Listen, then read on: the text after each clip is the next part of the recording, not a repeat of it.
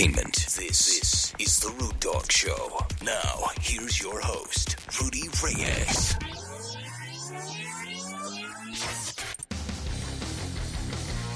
I'm a little early. Yes, I'm early. But you know what they say, the early bird gets the worm. And of course, when I say early, obviously, the gentleman to my right, you should obviously know he played in the NFL for quite some time with multiple teams. Welcome, Greg Camarillo. I can say it in Espanol or I can say it in English. It depends on what his preference is. But nevertheless, welcome, Greg, to the show. I appreciate it, man. Thanks for coming on. Awesome, man. Pretty glad to be here. Appreciate you getting the name right. Yeah, man, excited to chat with you. Yeah, thanks, man. I appreciate the last minute notice for the show, but nevertheless, we're going to break it down here in just a second. I know yesterday I was talking in regards to what the Bills are going to be facing heading into SoFi. We'll talk a little bit of the MVP conversation, not dive into that too much, but more importantly, Greg, when I look at this upcoming season, I broke down the schedule yesterday, who they're facing, who the favorites, who's not so favorite. But more importantly, favoring the MVP race. I know that Josh Allen, who's about 40, well, his family is about 45 minutes from here. He grew up in Firebaugh, California, transferred out to Wyoming, played under Coach Bull, who's an absolute fantastic guy. I love talking to him about Josh. His face lights up every time I get a chance to talk because he knows that he's kind of prospered in the NFL lore and just continues to become that much better. When it comes to this matchup, Von Miller gets to come back to LA where he won a title with the Rams last year. What does it mean for teams? You've played on quite a few teams yourself. What is it like going back to the place you had played prior, or maybe two teams prior? Is it the same feeling? Is there nervousness going on? How does that feel when you go back into where you came from? Yeah, it's you got a mix of emotions, and the fun part is you're playing against all your friends, and in football you want to beat people up, you want to smash them, but you really want to smash them when it's your friends and it's your former teammates, because it's more than just a win and a loss. It's a sense of pride. It's a sense of bragging rights. And so the stakes are always higher when you're playing against your guys. And just Rudy, same thing. Like when you're playing cards against your boys, you're playing some ball in the driveway against your boys. Like you really want to win. So you're going to put in that extra work. But you also got to look at that. Von Miller has a lot of knowledge on Rams individuals. He's gone against their linemen many times. He knows certain calls, and the Rams are smart enough to change him, but ultimately he'll know more about them and can spread that to his team. And now, granted, they know a lot about him, but we all know a lot about Von Miller, and you still can't stop him. So it'll be fun to watch. And then there's the excitement of going back to your old stadium. You know the place well. He'll be in the visitors' locker room, but you would expect more to come from Von Miller in a game like this than if it was just a regular game versus a different team. Yeah, no, you're right on that, and I think moreover, when you look at where he came from, which was the Denver Broncos system in Colorado, and I've lived in Colorado, so I know that landscape very, very well.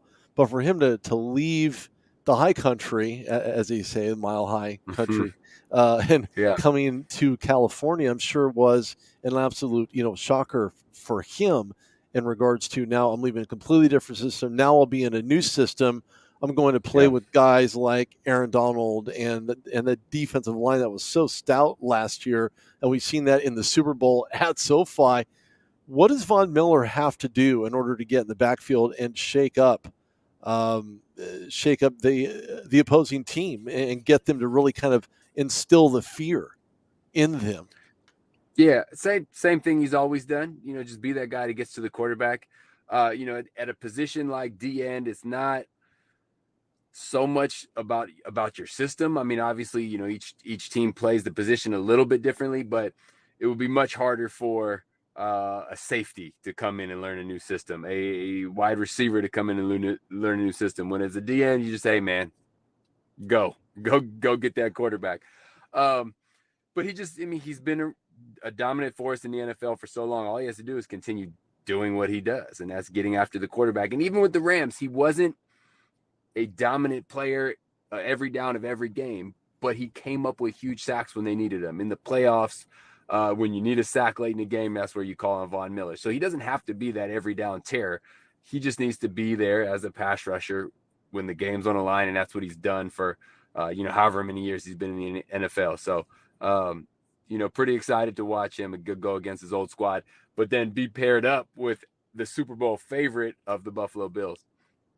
Yeah, you know what? It's really interesting because the Bills have had three nasty exits from championship stages. And one of the things about the Bills prior to getting even known for what they've done on the field, and I've had Steve Tasker, former Buffalo Bill himself, on my show, and he had hoped and crossed his fingers that the Bills are going to have a fantastic year. They're going to get over the hump and so on and so forth. What does Josh Allen himself have to do in this game explicitly, now that he's, I don't know if he's even paying attention to the headlines, if he's looking at the headlines as an MVP favorite? And I get it. You don't have to win one. You don't have to win all the games. I mean, you clearly would like to win all the games. Idealistically, that's your designation as a quarterback, right? You go in, you try to win the game every single time you touch that ball. What does Josh Allen have to do against the Rams in order to make his presence known and to really kind of set himself apart from other quarterbacks in the NFL? The same thing he's been doing that has set him apart. He's become an accurate passer with a big arm. He's become a guy that's hard to tackle. So when he takes off or if he's in the pocket, he's big, he's strong, so he's hard to tackle. He doesn't need to really turn it up at all. Last year they were 16 seconds away from advancing, and the defense just had to stop Patrick Mahomes in the slightest bit. You in a game of football, you got 11 guys that need to do their job. When one guy tries to play hero ball, things fall apart. So Josh Allen just needs to keep doing what he's doing.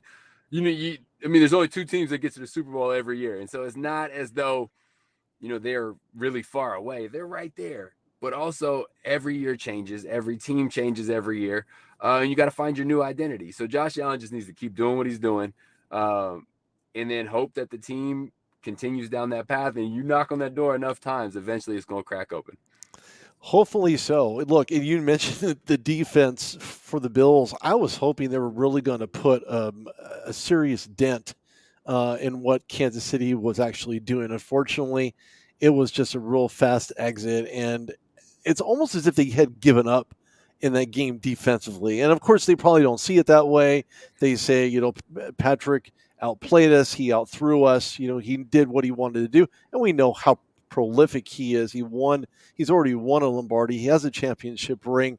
But when it comes to the Bills, they're going to have to really dig in order to stop this bullish Rams defense, literally and figuratively, in order to have a chance offensively to get those guys in position to win. And I believe they're going to have the capabilities of doing so. But what is Josh Allen himself? What can he be prepared for in this season that will keep him afloat in regards to not getting hit by defensive linemen? Is it the offensive line? Is it his scrambling capabilities? What does he specifically in his position have to do to get to that MVP level? The gold standard is Tom Brady. And not saying that Josh Allen is Tom Brady or could even achieve that, but he has a massive amount of talent. He's playing great football. What you see from Tom Brady and his ability not to get hit even to this age is clearly not his athleticism. It's his knowledge of the defense, his knowledge of the offense, being able to recognize what's coming at him, shifting his protection, getting the ball out quickly, all these little things that one can do other than run around that can help keep a quarterback healthy. And it's about making the right choice, not necessarily the sexiest choice. If someone's open, quickly get them the ball as opposed to holding on to it. Can I get it? Can I get it? And then getting smashed. So you look at the Tom Brady, Peyton Manning was amazing at it as well. Knowing your protection, knowing what the defense is getting, trying to get you with, and then making that smart decision. And you combine all of those and you help the entire team because you're not getting hit. The offensive line feels like they're doing a good job because you're not getting hit. So that quarterback really has to have that knowledge. And we've seen the physical abilities of Josh Allen. You would hope that each year, and just like any other player, each year you add to your knowledge of the game. which makes you more of a complete player and closer to what we see from Brady and Manning. Sure. Yeah. No, I believe that when you see a decline, you've seen that in Peyton Manning. He could barely throw 40 yards. That was the end of his career. He'd won Super Bowl again with the second team. First was Indy, second was Denver. And when you look at other quarterbacks around the league, Matthew Stafford coming off of, uh, I'm not going to say a season-ending injury, but an off-season repair on his Yeah. elbow. And it's almost as if, he's played with the Detroit Lions for 14 years. So now he's coming into a new system, wins a title, wins a Super Bowl finally. I don't know if that says a whole lot or a lot less for the Detroit Lions organization that he was able to leave them and go over to LA, where they just basically hired anybody and everybody they needed to win and just went. They just balled out in every single sense of the word. But when you look at what Stafford has to do this year, is he going to be able to repeat the same type of success as he had last year, to repeat as another Super Bowl champion? Or is this something that's in the rearview mirror for Matthew Stafford as the season goes on, especially if he gets hit, sacked, somebody's full body weight laying on his shoulder?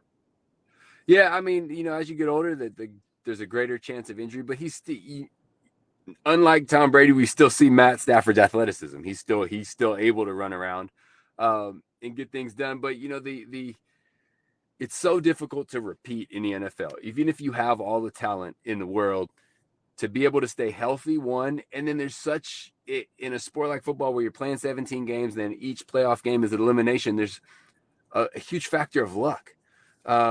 With Matt Stafford, they were playing the Niners last year, deep in the playoffs. He threw a ball that could have been fair caught as an interception. Jaquiski Tartt drops it. If he catches that ball, we may not be talking about Matt Stafford as a Super Bowl champion. We may be talking about Matt Stafford as the guy who could never get there. And so there's that level of luck that you need to win in the NFL as well. And so that's why it's so hard to repeat. You need all the, everything to line up perfectly for you to get that win. 16 seconds and we could have been talking about Josh Allen, Super Bowl MVP. But that's what makes the sport so exciting. And that's also why it's so hard to repeat, because you need that talent, you need that health, and you need a little bit of luck as well. Well, speaking of luck, you mentioned the New England Patriots at least twice in this conversation. Tom Brady was a recipient of that back-to-back, which is the last team in Super Bowl history to go back-to-back under Bill Belichick. And that's where they have their 6 Lombardis, ranking right up there with the Steelers having 6 Lombardis as well. Steelers were 6 to that, but Brady and company obviously not far behind, winning 5 and going back-to-back in those 2 respective years. Now, you mentioned Tom Brady. We're going to talk about him for half a second, then I'll let you go. Tom Brady's beating Father Time. He really Sure is. He's up against the clock because Father Time is undefeated. You know that, Greg. You know that full well. What does Tom Brady himself have to do to get back to the big game and maybe be the ultimate GOAT? Not just the GOAT, but the ultimate GOAT, to win more Super Bowl rings, which he already has more than any other quarterback in NFL history, but to win that elusive next fingered ring. It's just be Tom Brady. He's an anomaly. There's no reasoning behind the fact that he could still play. He was 44 last year, 45 this year, that he could still be in the MVP conversation at that level. It's unreal. It's amazing. It's he's 5 years older than me, and I'd get hurt thinking about playing in an NFL game, and this guy's actually doing it. But they've had offensive line injuries in Tampa. They've got a newish coach. I mean, he's not new, but he's this first, he's the new head coach for this year in Tampa Bay, and Todd Bowles. They just got to work together as a team. And Tom needs to, get his offensive linemen on the same page, because with backups in there, you got to build that chemistry quickly. There's no Gronk, which has been his security blanket for the last decade. Right. And so he has to build that chemistry with new guys in those roles. So when the game's on the line and you were used to Gronk running down the seam, who's going to be that replacement? Or when Tom needs a one-on-one block on his backside from an offensive lineman, can he rely on the new guy? and that's all about, developing that chemistry, developing that trust. And it'll be interesting to see if he can do that with a different set of guys this year, a few different guys. Yeah, a few different guys, because it's a personnel carousel on that offensive line right now. I mean, you don't know who's who or who's going to show up or who's going to be that constant on your blind side or even your left side. Greg, I appreciate you, man. I know you got to go. I thank you for your time. Where can people pick your brain about the NFL? Yeah, I love Twitter, man. That's where I get all my fun interaction at. So at Catch Camarillo, that's where we met, Rudy, right Yeah, there. So yeah, you're right. Find me on Twitter. Love to have little Twitter debates, and excited to see people's reactions throughout the season and on who they think Super Bowl champ, who they think's MVPs, and all that good stuff. Yeah, absolutely, man. You know what? It is a toss-up. We don't know who's going to be there, when they're going to be there, other than the date set for the next Super Bowl, and that's in Arizona. So we'll see what that looks like. Hey, thanks again, Greg. I appreciate it. Love to have you back, man, when you're more available. All right. You got it, Rudy. Appreciate it, man. Take care. All right. Thank you. Thank you.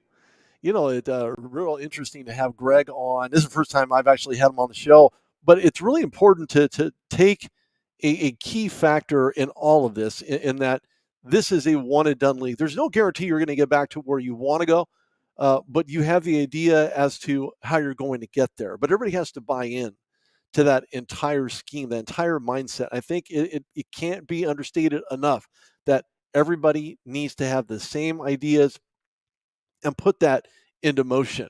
With that being said, hey, this is Rudy Reyes. Thank you for joining me on a very early edition of the Rude Dog Show, but it's just great to have Greg Camarillo on, and would love to have him back. Thanks for tuning in. I appreciate it. We'll see you guys tomorrow. Thank you so much. Take care.